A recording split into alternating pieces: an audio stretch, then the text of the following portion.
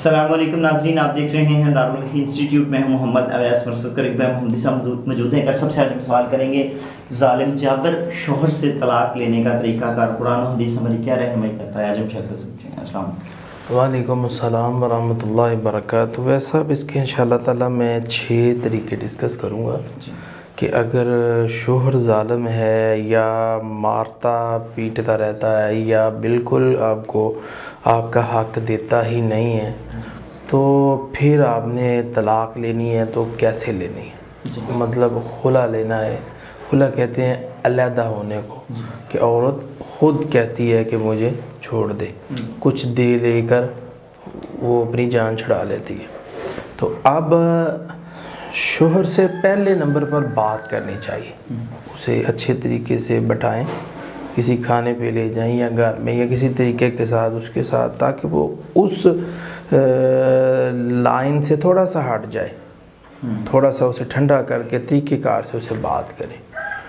تو ایک بات یہ ہوگی۔ دوسرے نمبر پر یعنی بات کیا کرنی ہے کہ آپ کے ساتھ میں نہیں رہ سکتی، یا آپ میرے پہ ظلم بہت کرتے ہیں، آپ کو سوچنا چاہیے، کچھ نصیحت کا موقع میسر کر دیں۔ تو امید ہے کہ اس کے اندر ہی اللہ خیر کر دے گا۔ نمبر 2 پر خلا کا مطالبہ کرے۔ اگر دیکھیں کہ شوہر کی سمجھ میں بات آ ہی نہیں رہی، میں نے بارہا مرتبہ سمجھایا، لوگوں نے سمجھایا، پرے نے سمجھایا، سب سمجھا چکے ہیں لیکن نہیں سمجھ آ رہی، تو اب مطالبہ کر دے اسے کہ آپ مجھے چھوڑ دیں۔ تو وہ کہہ دیتا ہے ٹھیک ہے، تو یہ گئی، فارغ ہو ختم ہو گیا۔ اس طرح اگر وہ کہتا جی نہیں میں آپ کو نہیں طلاق دوں گا، میں نے تو آپ کو ذلیل کرنا ہے، میں نے یہ کرنا، ایسی کرتا ہے، تو آپ قانونی طریقہ اختیار کریں، عدالت میں چلی جائیں، عدالت سے جا کے آپ عدالت سے طلاق لیں۔ عدالت آسانی سے آپ کی بات بھی سنے گی اور آپ کے مطالبے کو انشاءاللہ تعالیٰ اس پہ فیصلہ کرے گی، شوہر کو بلائے گی بھی اور اسے پوچھے گی بھی۔ اگر شوہر جو ہے وہ عادتوں سے نہیں باز آئے گا یا عورت کہتی ہے جی رہنا ہی نہیں ہے، تو عدالت فارغ کروائے گی اس کو۔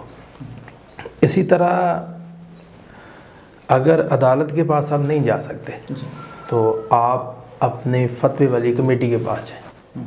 آپ کے محلے کے اندر مفتی صاحب ہوں گے، یا آپ کے تحصیل کے اندر یا ضلع کے اندر، یا لاہور چلے جائیں یا بڑے کسی ضلع میں، اگر آف کنٹری سے پروگرام سن رہے ہیں کسی بڑے مفتی سے رابطہ کر لیں۔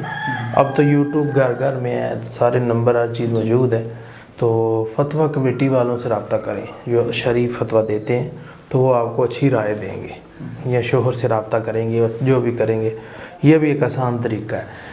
تو نمبر 5 پر دعا کریں۔ دعا نہیں کرتے ہم، شوہر برا لگتا ہے تو ہم دعا نہیں کرتے، بس اس سے گالی گلوچ چلتا ہی رہتا سب کچھ، وہ مان ہی نہیں رہا، آپ پھر بھی چل رہی ہیں، یا آپ جان چھڑانے کی دعا نہیں کرتی۔ تہجد کے وقت اٹھیں، نفل پڑھیں، دعا کریں، انشاءاللہ تعالیٰ اللہ اس کو سمجھ دے دے گا۔ اور اگر آپ نے خلا لینا ہی ہے تو پھر آپ استخارہ کریں، پہلے اللہ سے تو مشورہ کر لینا۔ یہ 5 نمبر 6 پر ویسا وظیفہ کریں۔ وظیفہ کیا کرنا ہے؟ حسبنا اللہ و نعم الوکیل، اس نیت کے ساتھ کہ میری اسے جان چھوٹ جائے۔